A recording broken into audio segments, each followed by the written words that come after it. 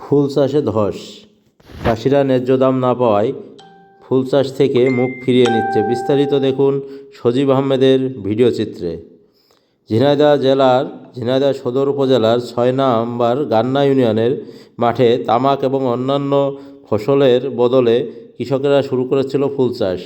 বিগত কয়েক বছরে ফুল চাষে প্রচুর পরিমাণে সাড়া পড়েছিল এলাকার কৃষকদের মধ্যে এবং উৎসবমুখর পরিবেশে তারা এই ফুল চাষে আগ্রহী হচ্ছিল। বর্তমানে সরেজমিনে দেখা যায় রাস্তার পাশে কৃষকেরা তাদের উৎপাদিত ফুল ছিঁড়ে ছিঁড়ে ফেলে রাখছে। তাদের কাছে জানতে চাওয়া হলে বলে, ফুলের ন্যায্য দাম না পাওয়ার কারণে কৃষকরা এই ফুল ছিঁড়ে ফেলে দিচ্ছে এবং তারা ফুল চাষে আগ্রহ হারাচ্ছে, যেটা অচিরেই একটি ক্ষতির কারণ হিসাবে চিহ্নিত হবে বলে ধারণা করা হচ্ছে।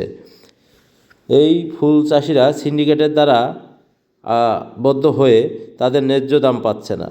আমরা দেখতে পারি রাস্তার পাশে কিছু পথযাত্রী এই ফুল ব্যাগে করে পর্যন্ত নিয়ে যাচ্ছে। আমরা সরাসরি কৃষকের কাছে জানতে চেয়েছিলাম যে কী কারণে তারা ফুলগুলা রাস্তার ধারে ফেলে দিচ্ছে। তাদের কথাগুলো আমরা তাদের মুখ থেকেই তুলে ধরার চেষ্টা করছি। পুরো ভিডিওটি দেখতে থাকুন। ভাই, আপনার নাম? আমার নাম মোহাম্মদ আলামিন। ভাই, আপনি কি করেন? আমি কৃষি কাজ করি।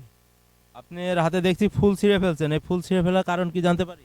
এখন ভাই ফুলের বাজার আপনার 20 টাকা 30 টাকা ঝোপা, যা এক ঝোপা ফুল আপনার বাজারে নিয়ে যেতে হলে 40-50 টাকা খরচ।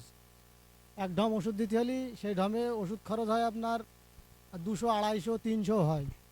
এখন আপনার যে পরিমাণ ওষুধের দাম, সারের দাম, সেই তুলনায় ফুল আমরা এক ঝোপা ফুল বিক্রি করছি মাত্র 20 টাকায়। তাহলে আমরা ফুল রেখে দেখি করবো, ফেলে না দিয়ে। ফুলের দাম নেই, ফুল রাস্তায় ফেলে দিয়েছে, তাই আমরা যাচ্ছিলাম, যাওয়া দেখে ফুল দেখে এখন সেই ফুল কাটা নিয়ে যাচ্ছে। আমাদের বাসা কালীগঞ্জ। এই রাস্তা দিয়ে যাওয়ার সময় দেখলাম যে ফুল ফেলে দিয়েছে, তাই সেই ফুল এখন নিয়ে যাচ্ছে।